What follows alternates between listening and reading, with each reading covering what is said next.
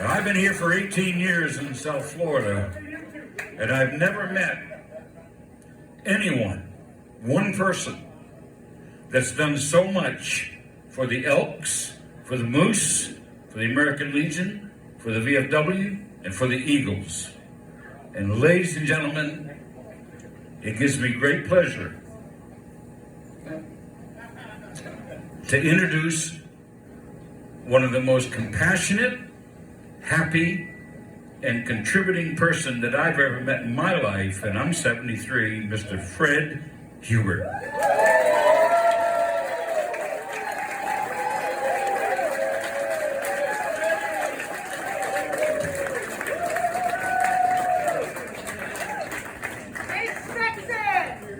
I want to thank Doc for the wonderful introduction.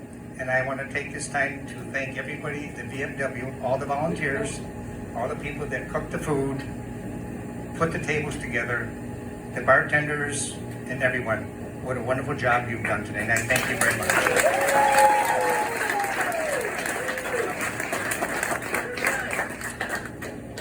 I have a honorary thing. I'm a Michigander. But Melissa gave me this. It's my own private parking pass. Buckeyes on both sides, and I'm in the middle.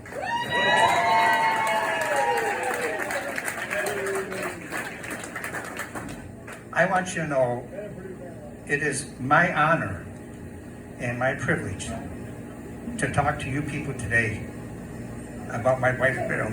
Okay? I'm probably going to have a hard time at times, but I'm going to get through this.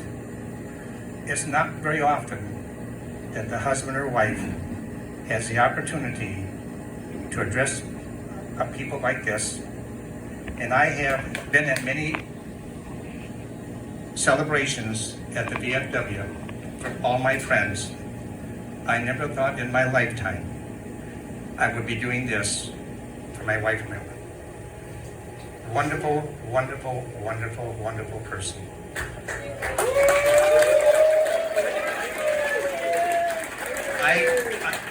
I really truly don't know how God took somebody 4'8" and packed that much goodness in. Unbelievable. Unbelievable. Of course, she was married to me, so that would account for some of that. I wanted to tell you very quickly how Marilyn and I met. It was 1984. It was in the middle of the winter time, and she was out at this bar called the Western Saloon with her girlfriends after bowling. And I had slipped into the bar. I had come from a potato meeting with the farmers. And I went over and asked her to dance. And we danced 3 or 4 times. And then they got ready to leave, and I walked her out to her car. And I went back and had a couple more drinks. The next day, I found out that Marilyn belonged to the same golf course that I did. And I saw some of her friends that were at the West Town Saloon that night. And they said to me, Freddie, that Marilyn came back after dancing one time and said, someday I'm going to marry that guy.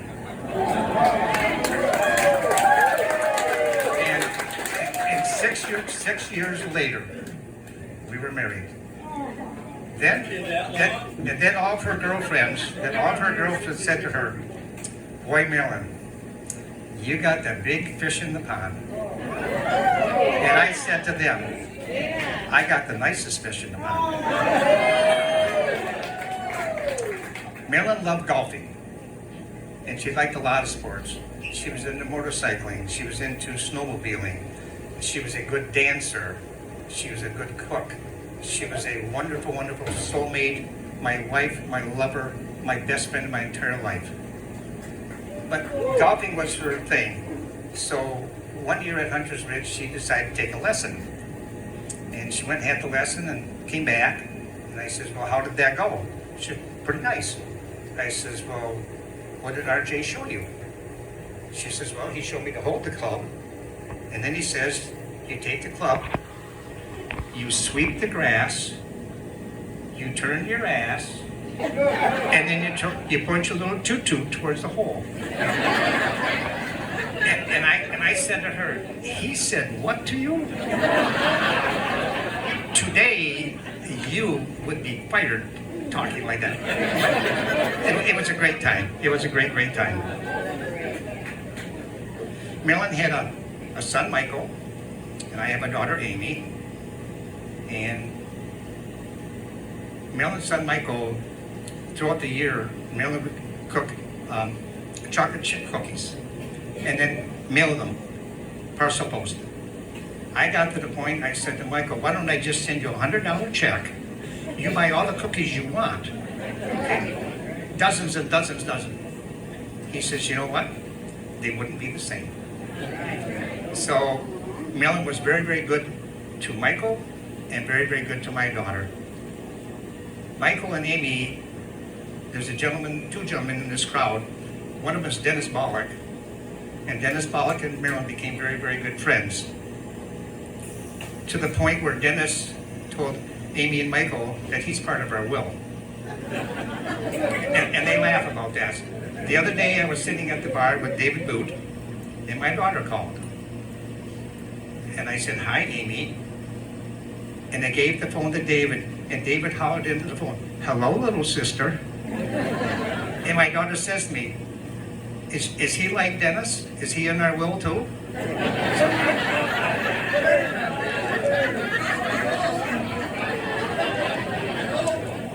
A very quick story.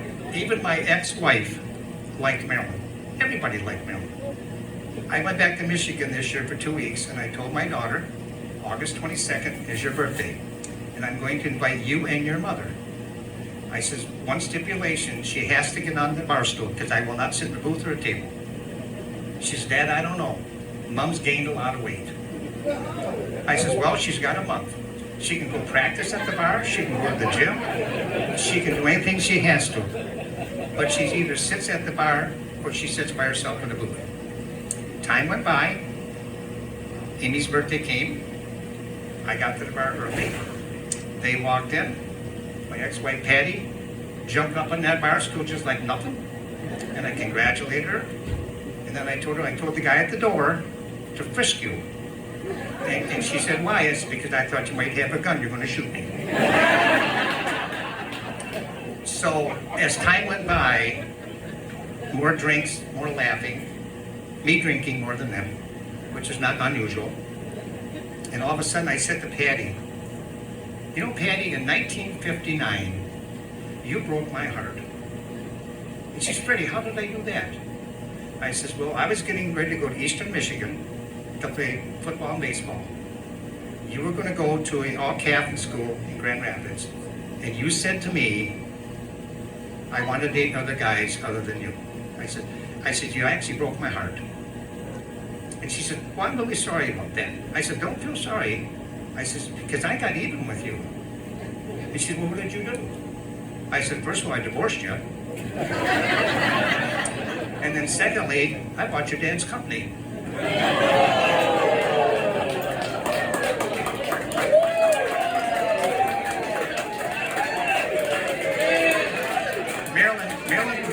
Marilyn loved her home. She absolutely adored our house in Hunter Smith. Very, very small home, very comfortable, nice lanai, nice book. She used to love going out there at night, smoking her cigarettes, drinking her champagne or wine, doing the crosswords, and working numbers. She loved to work with, if you take all of her prescriptions, she had a large ledger. She could tell you how much money you saved. She could tell you how much money she spent at Publix. We used to argue about that. And then I said to her, I said, why do you have to go to Publix every day and spend that money? And she says, you know, Freddie, I checked the checkbook the other day in your MasterCard. I noticed you bought a lot of glasses lately. Now, I want to see a show of hands in here. How many people didn't have a glass that I gave to you? Yes. And can you imagine, they're Ohio State glasses.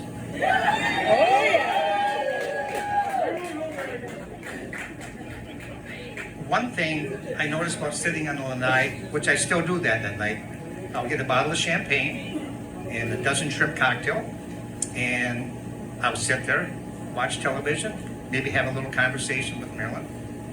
But what I've noticed, I win all the arguments. And I said to somebody one day, the next time I lose an argument, you're going to find out about it. And I want to take a little time here today, not so much about Marilyn, because I can stand here and talk all day about her, about all of her qualities. Just an excellent, excellent, excellent person.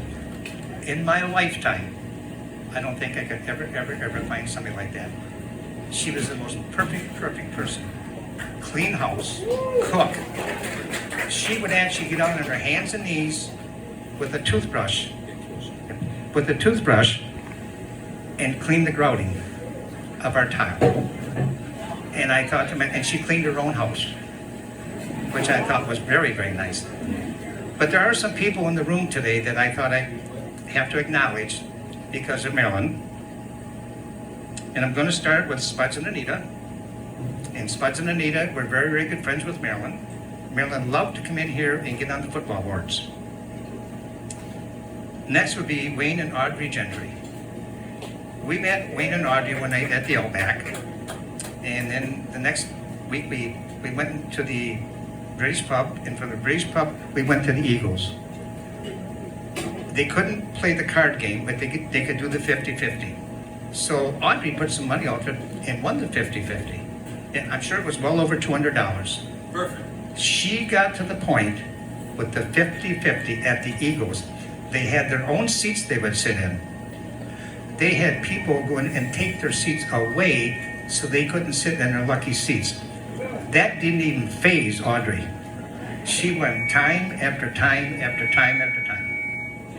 And one night we were at the Moose Club and they drew Wayne's number for the card game.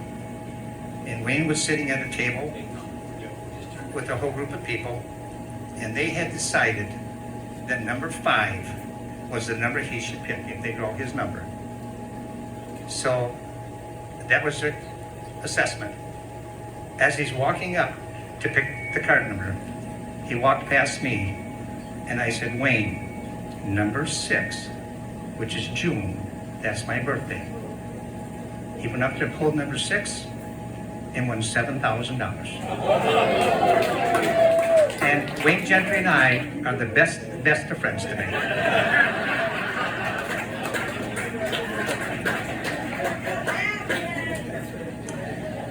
I would be very remiss if I did not talk about Terry Shaw. Marilyn is up there listening to this now. We met Terry and Janet in our first couple meetings. There were politics talked and this talk and that. And one day, Terry stood there and he was explaining to Marilyn he had not had a COVID shot. And he was beating his chest about how good that is he didn't have a COVID shot. Marilyn had all of her shots. So as time went by, every time Terry would come up to give her a kiss and hug, she'd go, 6 feet. And then Marilyn became a very, very good friend with Janice, and they were pretty good pals. The other person I'd like to talk about is Nicole, Julie's daughter. When I was going through the serious grieving process, she had me over to her house with her mom and John and some other people for a pork chop dinner. And I told her, we laughed, we cried, good meal, but it was a wonderful evening. And Nicole, I want to thank you for that. And I want to thank Julie, her mother, because Marilyn was still alive at this time. And we were in the inside bar one day, and I went up to Nicole, or to Julie, and I said, Julie, if something ever happens to Marilyn, would you do me a favor? And she said, Freddie, what's that? I said, would you take care of me? And she said, Freddie, absolutely no problem. I says, well, what about depends? And she says, we'll handle that too. So I thank you, Julie. I thank you. The other person I want to recognize here today is Doc, my good friend Doc. Marilyn loved the VFW. She loved her bingo, she liked her friends, and she loved Doc. And Doc loved Marilyn. And I remember walking in here one day, And Doc was sitting in his seat down there by the end of the bar. And he said to me, "Freddie Hubert, I don't want to blow smoke up your fanny, but I'm going to tell you something. When you and Marilyn walked through that door, it was like a breath of fresh air came with you." So I'm going to thank Doc for that.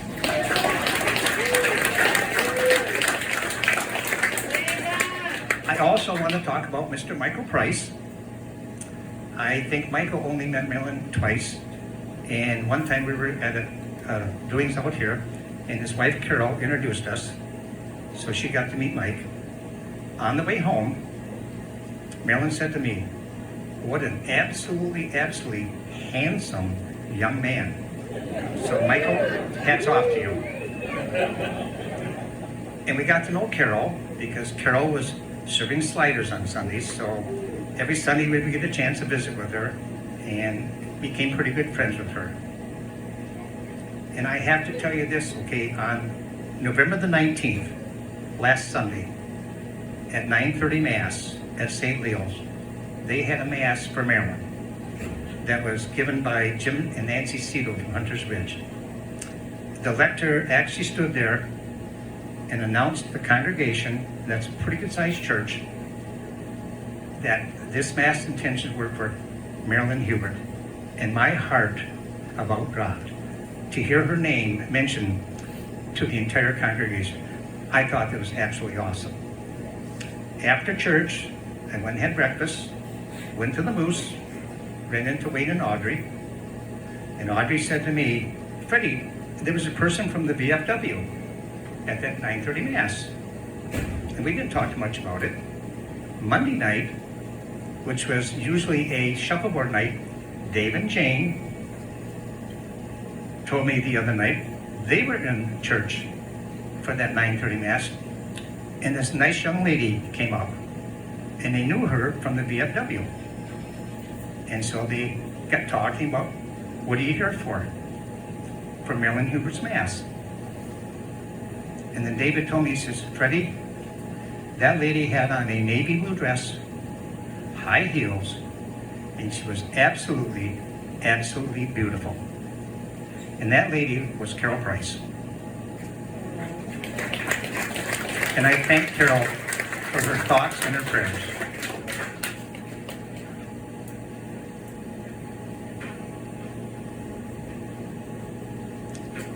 I want to recognize Deb and Dan.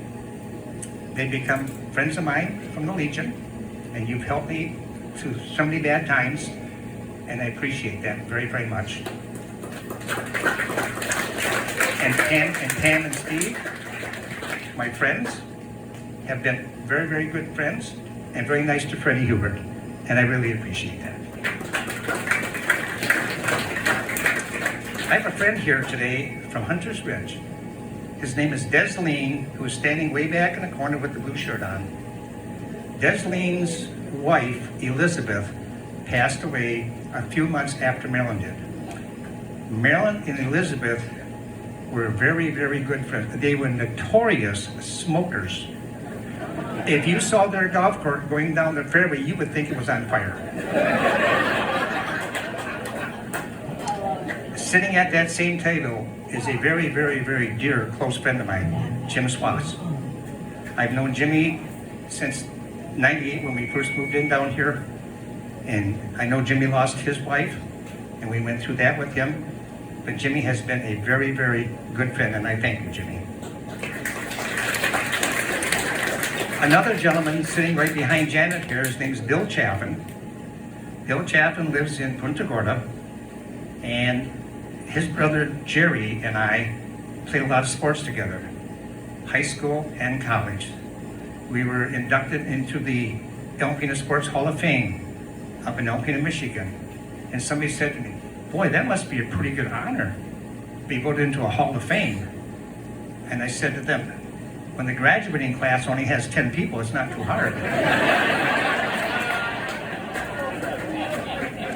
Another good friend I want to recognize is Mr. Bill Allen from the Moose. Bill and I met Bill and Marcy and became very close friends, and we would go down to the Outback and Billy would watch Marilyn get very, very feisty with Bob Wheat, tell him off, whatever and she was only 4'8", but I think Bob was afraid of her because of her yippee, so that was good. And then Mr. Ben, the bartender. One year we were getting on the inside bar, and Ben came in, and he got talking to Marilyn about Hunter's Ridge Golf. And he says, yeah, you play that little pitch and putt golf course. Marilyn stood up on her bar stool. Dennis, am I right or not? And told him what she thought of his idea of her golf course. So she did have a little feistiness to her. The next person is Jenna. When I got rid of Marilyn's clothing, which is a very, very difficult day, it took me, I don't know, 8 or 9 loads. Marilyn had a lot of clothing.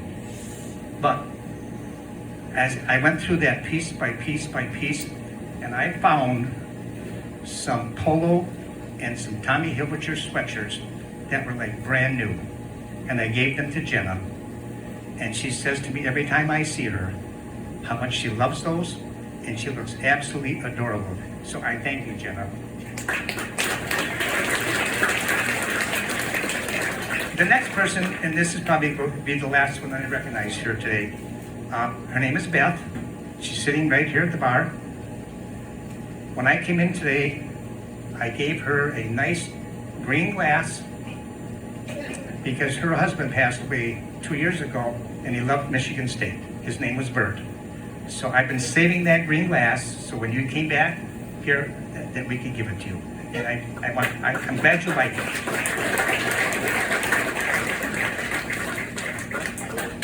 And I think we're going to kind of keep this a little within a timeline, because I know the halftime starts pretty soon. Plus we got food coming.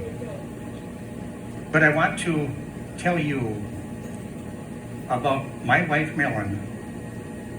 When she passed away, left a hole in my heart so big. I hope someday it heals. I really do. I think I have ways to go with that. But with all your help, all my friends, you guys, and my friends from Hunter's Ridge, the Moose, the Legion, oh my goodness sakes, the Eagles, VFW, I love you guys to death. I want you to know that.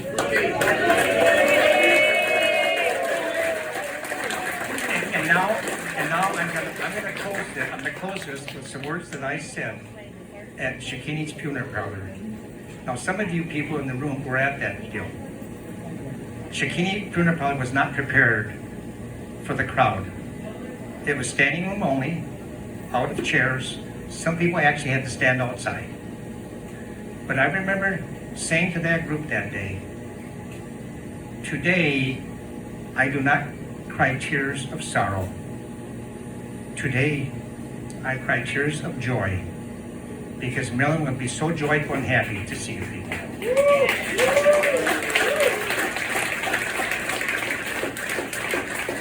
And I want to read to you the card that Shakini passed out. I'm going to have a hard time with this, okay, so bear with me. It's called When I Must Leave. And it goes, when I must leave you for a little while, please do not grieve and shed wild tears and hug your sorrow to you through the years. But start out bravely with a gallant smile, and for my sake and in my name, live on and do all things the same. Feed not your loneliness on empty days, but fill each waking hour in useful ways. Reach out your hand in comfort and in cheer, and I in turn will come for you and hold you near. And then she says, and never, never, never be afraid to die, because I'll be waiting for you in the sky.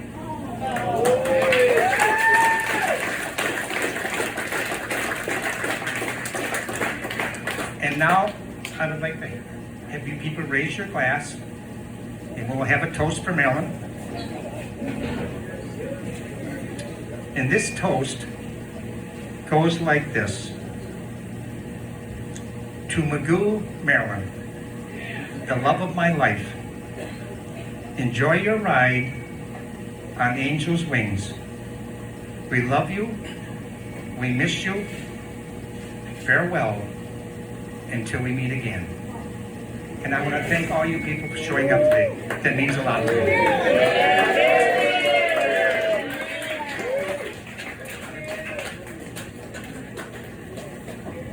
Thank you all very much.